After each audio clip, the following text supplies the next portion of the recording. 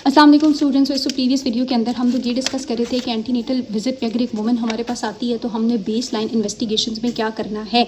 यहाँ तक हम पढ़ चुके थे कि सबसे पहले हमने फुल ब्लड काउंट करना है ताकि हम अनीमिया और प्लेटलेट डेफिशिएंसी को रूल आउट कर सकें। उसके बाद बेटे हम लोग उसकी ब्लड ग्रुपिंग कराते हैं। ब्लड ग्रुपिंग बहुत ज़्यादा ज़रूरी है, एक तो इसलिए भी कि अगर वुमन को जो है डेफिशिएंसी है, उसके HB लेस दैन 7 है और हमने फ़ौरन ट्रांसफ्यूजन करनी है या उसका C-सेक्शन या कोई भी सर्जरी बाद में करनी पड़े तो उसकी फ़ाइल पर मैंशन हो कि कौन सा ग्रुप है ताकि क्रॉस मैचिंग में हेल्प हो सके। और दूसरी इसकी इंपॉर्टेंट सिग्निफिकेंस ये होती है कि हम इससे वुमन का RH स्टेटस चेक करते हैं और देखते हैं कि क्या वो RH पॉजिटिव है, नेगेटिव है, हस्बैंड RH पॉजिटिव है, नेगेटिव है, ताकि हम ये जान सकें कि उसको एंटी-D की कितनी ज़रूरत है। एंटी-D कब देना है, किन इवेंट्स की बेस पे देना है, ये मैं आपको बता चुकी हूँ। लेकिन अगर आपको नहीं भी समझ आई तो कोई बात नहीं, आगे जाके इसका पूरा चैप्टर है, हम अलग से डिस्कस कर लेंगे।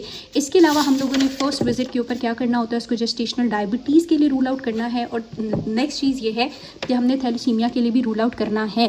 थैलेसीमिया आप ऑलरेडी फिजियोलॉजी में, पैथोलॉजी में बहुत दफ़ा पढ़ चुके हैं। हम यहाँ पे दोबारा से एक दफ़ा डिस्कस कर लेते हैं कि थैलेसीमिया जो है ये इनहेरिटेड ब्लड डिसऑर्डर है जिसमें HB की जो प्रोडक्शन होती है वो एबनॉर्मल होती है। क्यों एबनॉर्मल होती है? वो जीन जो HB के लिए कोड करी होती है उसके अंदर म्यूटेशन होती है और इसका इनहेरिटेंस पैटर्न आपने याद रखना है, ऑटोसोमल रिसेसिव होता है। अब एक वुमन अगर आ रही है और उसको आपको लग रहा है कि थैलेसीमिया है तो पहले ना हम फैमिली ओरिजिन बेस्ड क्वेश्चंस करते हैं। हम उससे पूछते हैं, फैमिली ओरिजिन बेस्ड जो है वो क्वेश्चंस होते हैं जिसमें हम पूछते हैं कि आपके ख़ानदान में किसी को खून की बीमारी तो नहीं है, किसी को खून तो नहीं लगता, ये इस पे रूल आउट करते हैं। दूसरा बेटे हम फुल ब्लड काउंट करते हैं और फुल ब्लड काउंट पे अगर उसका HB लेस देन 9 आ जाए तो फिर हमें लगता है कि ये थैलेसीमिक ट्रेट हो सकती है, ठीक है। और फिर थैलेसीमिक ट्रेट होने के लिए हम उसका इलेक्ट्रोफोरेसिस का टेस्ट वगैरह कराते हैं तो हमें पता चलता है। अब ये जो थैलेसीमिया है, थैलेसीमिया डिपेंडिंग अपॉन के HB की कौन सी जीन म्यूटेटेड है, दो तरह का हो सकता है। इसकी जो म्यूटेशंस हैं वो दोनों दो चेन्स में हो सकती हैं, यानी कि अल्फ़ा चेन में अगर होगी तो दैट इज़ अल्फ़ा थैलेसीमिया और अगर बीटा चेन में होगी तो that is beta thalassemia. Alpha thalassemia के बारे में कहता है कि इसकी जो है वो 4 जीन्स होती हैं, 2 जीन्स जो हैं वो क्रोमोसोम 16 और 2 जो जीन्स दोबारा क्रोमोसोम 16 पे पेयर जो है वो एक क्रोमोसोम 16 पे प्रेजेंट होता है। अब जो अल्फ़ा थैलेसीमिया की सीवियरिटी होती है ना बेटे, वो आपको पहले भी पता है कि इसकी सीवियरिटी डिपेंड करती है कि कितनी नंबर ऑफ़ जीन्स जो हैं वो इफेक्टेड हैं या कितनी नंबर ऑफ़ जीन्स जो हैं वो म्यूटेटेड हैं। वो कहता है कि 4 में से अगर सिर्फ एक अल्फ़ा जो है वो म्यूटेटेड है तो ये वाला जो पेशेंट है ये आपके पास क्या होगा, एसिम्प्टोमेटिक होगा, इसको कुछ भी मसला नहीं होगा। अगर 2 जीन्स जो हैं वो दोनों अल्फ़ा म्यूटेटेड हैं तो ये जो पेशेंट होता है इसको हम लोग कहते हैं ट्राइड, ठीक है। ये थैलेसीमिया ट्राइड होता है या फिर हम कहते हैं माइनर थैलेसीमिया होता है इसको। और इस पेशेंट के अंदर जो है वो माइनर सा या माइल्ड सा बिल्कुल अनीमिया प्रेजेंट होता है जो नॉर्मली डिटेक्ट नहीं होता है। उसके बाद अगर 3 जीन्स म्यूटेटेड हैं तो ये वाला जो पेशेंट है इसको हम लोग क्या कहते हैं, हीमोग्लोबिन H डिजीज़ भी कहते हैं। और इसमें जो पेशेंट होता है उसको क्रॉनिक अनीमिया रहता है और उसकी ज़िंदगी में उसको ब्लड ट्रांसफ्यूजन की ज़रूरत पड़ती रहती है। अगर हम कहें कि अल्फ़ा चारों की चारों जीन्स म्यूटेटेड हैं तो ये सुवेयर या मेजर अल्फ़ा थैलेसीमिया है और इसमें पेशेंट के सर्वाइवल चांसेस बहुत कम हैं, इंट्रायूट्राइन डेथ जो है वो उसकी हो जाती है। अब इसी तरह अगर हम बीटा की बात करेंगे तो बीटा के लिए वो कहता है कि 2 जीन्स होती हैं जो क्रोमोसोम 11 पे प्रेजेंट होती हैं। अगर एक बीटा जीन म्यूटेटेड है तो हम कहते हैं कि जी माइल्डर फॉर्म है और इसमें इसको माइल्डर सा अनीमिया होता है। लेकिन अगर दोनों जीन्स म्यूटेटेड है तो इसमें फिर हम कहते हैं कि ये मेजर थैलेसीमिया है और इस मेजर थैलेसीमिया में पेशेंट को ब्लड ट्रांसफ्यूजन की ज़रूरत होती है।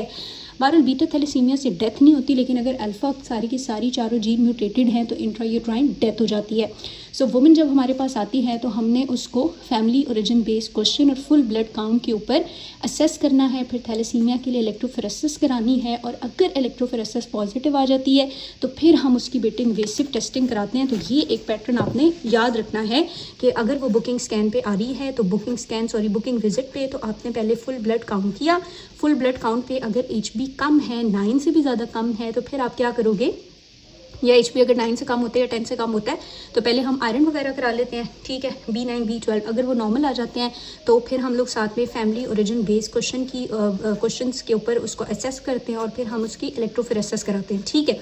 अब अगर इलेक्ट्रोफोरेसिस जो है वो भी उसके ऊपर भी आ जाता है कि येस वो थैलेसीमिया ट्राइड पॉजिटिव है तो फिर नेक्स्ट स्टेप ये होता है कि हम उसके हस्बैंड को भी देखते हैं। अगर तो हस्बैंड को भी ट्रेड पॉजिटिव है तो फिर बच्चे के अंदर 25% चांसेस हैं कि बच्चे को थैलेसीमिया मेजर हो सकता है। ठीक है, अगर दोनों में ट्रेड है। फिर हम क्या करते हैं कि बच्चे के लिए इन्वेसिव टेस्टिंग कराते हैं, और इन्वेसिव टेस्टिंग में आगे चल के बताऊंगी कि हमारे पास कोरियन विलियस सैम्पलिंग होती है या अमाइनोसेंटेसिस होती है, ठीक है, या कॉर्डोसेंटेसिस होती है, ये हम आगे चल के पढ़ेंगे। फिर हम देखते हैं कि अगर बच्चे के अंदर माइनर है या ट्रेड है तो कोई बात नहीं, प्रेगनेंसी कंटिन्यू करनी है, लेकिन अगर बच्चे को मेजर थैलेसीमिया है तो फिर हम उसको टर्मिनेट कर देते हैं, ठीक है जी। ओके, नेक्स्ट चीज़ वो कह रहा है कि दूसरा एक डिजीज़ होता है, इसको हम कहते हैं सिकल सेल अनीमिया, ठीक है। अब सिकल सेल अनीमिया में भी, हाँ सॉरी मुझे पता नहीं क्यों यार इतना तेज़ बोलने की आदत है कि मैं सांस लेना भूल जाती हूँ। सिकल सेल एनीमिया जो है इसको भी हीमोग्लोबिनोपैथी इसके अंदर ही आता है, और इसका जो रिस्क है वो अगर हम देखें तो काफ़ी ज़्यादा एशियंस के अंदर ज़्यादा है। अब सिकल सेल की भी ना ट्राइड्स होती हैं, यानी फॉर एग्जांपल HbAs हो सकता है, इसी तरह वो कहता है हमारे पास ये HbAc हो सकता है या फिर HbSS हो सकता है। जो SS है ये सबसे ज़्यादा मेजर फॉर्म है और ये सबसे ज़्यादा स्वेयर होती है।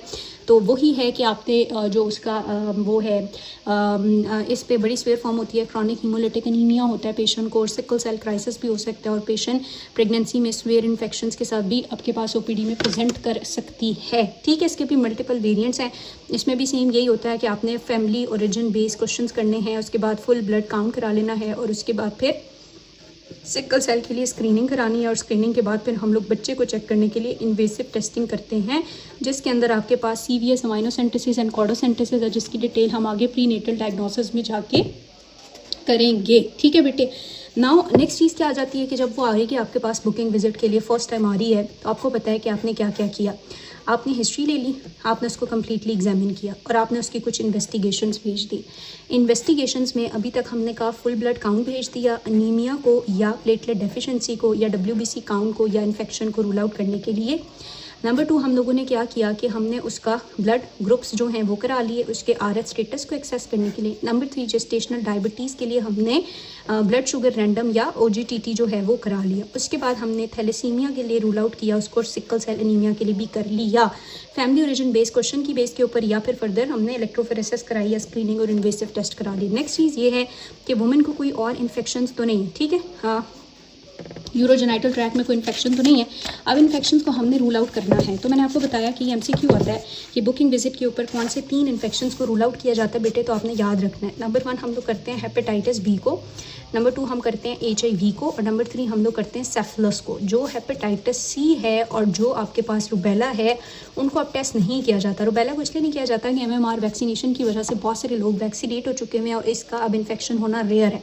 और हेपेटाइटिस C को हम इसलिए नहीं करते कि इसका टेस्ट काफ़ी ज़्यादा कॉस्टली है, और उसके बाद ट्रांसमिशन के चांसेस भी ज़रा कम है। तो जब तक रिस्क फैक्टर यानी फॉर एग्जांपल वुमेन को HIV और वो ड्रग अब्यूज़र नहीं है या उसकी फैमिली में हिस्ट्री नहीं है, तो तब तक हम hepatitis C first line investigation के तौर पे नहीं करते हैं। अब अगर हम बुक से पढ़ेंगे तो बुक में इन्होंने सबसे पहले रुबेला के बारे में क्या बताया हुआ वो देख लेते हैं। रुबेला के बारे में वो ये बताता है कि बहुत साल पहले मैनी ईयर्स अगो ये जो रुबेला था ये जो है वो फर्स्ट लाइन टेस्टिंग में आता था, क्योंकि अगर मदर को रुबेला होगा तो बच्चे को रुबेला सिंड्रोम हो जाएगा, जिसमें उसको माइक्रोसेफेली होती है, कैटरेक्ट होता है, और साथ में PDA यानी कंजेनाइटल हार्ट डिजीज़ वगैरह होते हैं। लेकिन अब क्या किया है कि अब रिसेंट टेक्नोलॉजीज़ या रिसेंट एडवांसेस के मुताबिक इस टेस्टिंग को हमने स्टॉप कर दिया है, क्योंकि हमने देखा कि ये इन्फेक्शन प्रेगनेंसी में बहुत रेयर हो गया। क्यों रेयर हो गया? क्योंकि MMR वैक्सीनेशन मीज़ल मम रुबेला तकरीबन 90% लोगों को ये वैक्सीन लग चुकी हुई है और लोग इसके अगेंस्ट इम्यून हो चुके हुए हैं। अब अगर रुबेला की हमने स्क्रीनिंग करानी भी है तो इससे मसले क्या हैं? इससे मसले ये हैं कि इसके रिजल्ट्स जो हैं वो इनएक्यूरेट आ सकते हैं, फॉल्सली पॉजिटिव आ सकते हैं, वुमेन को बहुत ज़्यादा स्ट्रेस होगा, और वैसे ये कॉस्टली भी हैं। तो बेहतर ये है कि आप ना कराएं। मोस्टली वुमेन्स जो हैं वो कह रहा है कि इम्यून है, उनको ये इन्फेक्शन नहीं होता। लेकिन अगर वुमेन आके हिस्ट्री दे रही है कि जी उसके घर में किसी को है, तो बस हम यही कहते हैं कि वो उनसे कॉन्टैक्ट वगैरह अवॉइड करें, मोर देन इनफ है। नंबर 2 हमारे पास आ जाता है हेपेटाइटिस B। यहाँ से बेटे आपके पास MCQ आता है। MCQ क्या आता है? एक मिनट। अच्छा, हेपेटाइटिस B क्या है? वो कहता है कि प्रेगनेंसी में हेपेटाइटिस B की जो स्क्रीनिंग है ना वो बहुत ज़्यादा ज़रूरी है, क्योंकि अगर आपने स्क्रीनिंग ना की तो 90% चांस ये होता है कि अगर मदर को हेपेटाइटिस B है तो वो जो इन्फेक्शन है वो ट्रांसमिट हो जाएगा थ्रू वर्टिकल ट्रांसमिशन बेबी को भी। और जब बेबी को ये इन्फेक्शन हो जाता है तो बच्चे के अंदर क्या मसले हो सकते हैं? बच्चे को भी ज़ाहिर है यही है B का इन्फेक्शन स्टार्ट हो जाएगा, उसके अंदर सिरोसिस जो है वो शुरू हो सकती है, लिवर फेलियर हो सकता है, और इवन उसकी डेथ भी हो सकती है। तो हमने इस वर्टिकल ट्रांसमिशन को स्क्रीनिंग करके रोकना होता है। इसके लिए ड्रग भी होती है, हालांकि लैमिविडीन होती है। और दूसरी बात ये है कि अगर मदर जो है वो हेपेटाइटिस बी पॉजिटिव है तो जैसे ही बेबी बॉर्न होता है तो आपने याद रखना है कि विदिन 24 आवर हमने बेबी को हेप बी की वैक्सीन देनी है।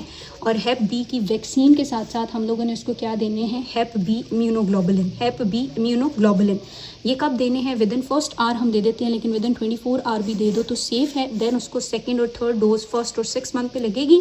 तो ये चीज़ आपसे पूछते हैं कि वैक्सीन आपको कब देनी चाहिए, पहले घंटे में। बच्चा जब पैदा होता है बेटे तो पहले घंटे के अंदर हम उसको विटामिन के का इंजेक्शन, हेपेटाइटिस बी की वैक्सीन अगर मदर को हेपेटाइटिस है तो, और साथ में पोलियो की वैक्सीन, बीसीजी और पोलियो। ये 4 चीज़ें हैं जो विदिन 24 आवर, लेकिन कुछ लोग कहते हैं पहले 7 दिनों में भी दे दें तो भी इट्स फाइन, ठीक है। लेकिन विटामिन के का इंजेक्शन फौरी दिया जाता है ताकि बच्चे को हेमरेजिक डिजीज़ ना डेवलप हो, क्योंकि इसका लिवर अभी इतना ज़्यादा मैच्योर तो नहीं होता कि वो विटामिन के की सिंथेसिस कर सके, और इंटेस्टाइन में भी जो भी उसकी सारी होनी है मैचुरेशन वगैरह। और दूसरा हम लोग उसको बीसीजी देते हैं ताकि हम उसको टीबी से बचा सकें, ठीक है। और तीसरी चीज़ ये कि अगर उसकी मदर जो है वो हेप पॉजिटिव थी तो हेप बी वैक्सीन भी देते हैं और फिर पोलियो भी दे देते हैं। ये चीज़ें आपने याद रखनी है, ऑब्स में भी और मेरा ख्याल है किसी 1-2 सब्जेक्ट्स और में भी मैंने देखी हुई काम आती हैं। सो आपने क्या करना है कि अगर मदर हेपेटाइटिस पॉजिटिव है तो आपने फ़ौरन विदिन फर्स्ट आवर या 24 आवर उसको hep B vaccine, hep immunoglobulin and then first month पे और 6 मंथ पे हेप बी की वैक्सीनेशन करानी है। 95% ये काम करने से ना 95% जो है वो बच्चा प्रोटेक्ट हो जाता है, उसको इन्फेक्शन ट्रांसमिट नहीं होता है। और जब मदर आ रही है तो मदर के अंदर आपने स्क्रीनिंग टेस्ट में क्या करना है, मदर के अंदर आपने hepatitis B surface antigen check करनी होती है। इसी तरह हम लोग hepatitis B surface antibody check कर रहे होते हैं, और साथ में हम लोग जो है वो hepatitis B core antibody check करते हैं। कोर एंटीबॉडी पॉजिटिव है तो इसका मतलब है प्रीवियसली एक्सपोज हुई भी है, और ये अगर पॉजिटिव है तो इसका मतलब है इन्फेक्शन अभी भी है। अगर दोनों पॉजिटिव है, अगर सिर्फ ये पॉजिटिव है इसका मतलब है वुमेन रिकवर हुई हुई है या इम्यूनिटी उसमें डेवलप हो चुकी है। बहरहाल ये आपने पैथों में पढ़ा हुआ होगा। यहाँ तक आपने सिर्फ ये समझना है कि अगर उसको हमने स्क्रीन ना किया और छोड़ दिया तो 90% चांस है कि वो इन्फेक्शन बच्चे में चला जाएगा, लेकिन पैदाइश के फ़ौरन बाद अगर आप उसको वैक्सीन दे देंगे तो 95% चांस है कि इन्फेक्शन बच्चे के अंदर ट्रांसमिट नहीं होगा, वो बच जाएगा। नेक्स्ट चीज़ बेटे आती है आपके पास सेफलस, ठीक है। सो सेफलस के बारे में क्या कहते हैं सेफलस जो है ये एक सेक्सुअली ट्रांसमिटेड डिजीज़ है, और ये जो सेक्सुअली ट्रांसमिटेड डिजीज़ है ये होता किसकी वजह से है, ट्रेपेनीमा पैलिडम, ठीक है। सो ट्रेपेनीमा या जो भी इसको प्रोनाउंस करते हैं, पैलिडम से ये डिजीज़ हो जाता है जो बेसिकली एक स्पायरोकाइट है। अब प्रेगनेंसी के अंदर अगर हम देखेंगे तो सेफलस क्या करता है, सेफलस मिसकैरेज कर सकता है, स्टिल बर्थ यानी टाइम से पहले बच्चे की पैदाइश कॉज कर सकता है, और इन्फेक्शन जो है वो भी बच्चे के अंदर और प्लेसेंटल इन्फेक्शन कॉज कर सकता है। एक अंदाजे के मुताबिक 2011 से 2012 तक यूके के अंदर हमने देखा कि सेफलस के ऑलमोस्ट 2978 केसेस रिपोर्ट हुए, इसलिए सेफलस को फर्स्ट लाइन स्क्रीनिंग के अंदर इंक्लूड कर दिया गया। अगर ये इन्फेक्शन है तो इसका ट्रीटमेंट बहुत ही आसान है, हम लोग वुमेन को क्या दे देते हैं, पेंसिलिन दे देते हैं, and that's all fine. Next चीज़ आती है हमारे पास हेपेटाइटिस सी। तो मैंने आपको ऑलरेडी बताया कि इसकी स्क्रीनिंग ज़रूरी नहीं है। वुमेन को हमने हेपेटाइटिस सी की स्क्रीनिंग जो है वो ऑफ़र नहीं करनी as an antenatal booking visit के ऊपर जो टेस्ट होते हैं उसके पार्ट के अंदर, ठीक है, जब तक आपके पास जो है वो प्रॉपर एविडेंस या कोई रिस्क फैक्टर मौजूद ना हो, क्योंकि एक तो इसकी कॉस्ट बहुत ज़्यादा है, और दूसरा ये कि हाँ अगर ये है भी तो इसकी ट्रांसमिशन रेट्स बड़े कम हैं। हेपेटाइटिस सी अगर मदर को है तो 5% चांस है कि वो बच्चे में ट्रांसमिट हो जाएगा अगर सिर्फ हेपेटाइटिस सी है, लेकिन अगर हेपेटाइटिस सी के साथ साथ HIV भी है तो फिर 36% चांसेस होते हैं कि ये बच्चे को ट्रांसमिट हो जाता है। अगर रिस्क फैक्टर है माँ के अंदर तो फिर आप टेस्टिंग कर सकते हैं। फॉर एग्जांपल वो IV ड्रग अब्यूज़र है या उसको HIV है या वो इम्यूनो कॉम्प्रोमाइज़ है तो फिर आप उसको हेप सी के लिए स्क्रीन कर सकते हैं। स्क्रीनिंग में आपने क्या चेक करना होता है, IgG एंटीबॉडी अगेंस्ट हेप सी हम लोग चेक कर रहे होते हैं, ठीक है बेटे। लास्ट इन्फेक्शंस के अंदर जो है वो आपके पास HIV है, ये भी फर्स्ट लाइन स्क्रीनिंग में इंक्लूडेड नहीं है।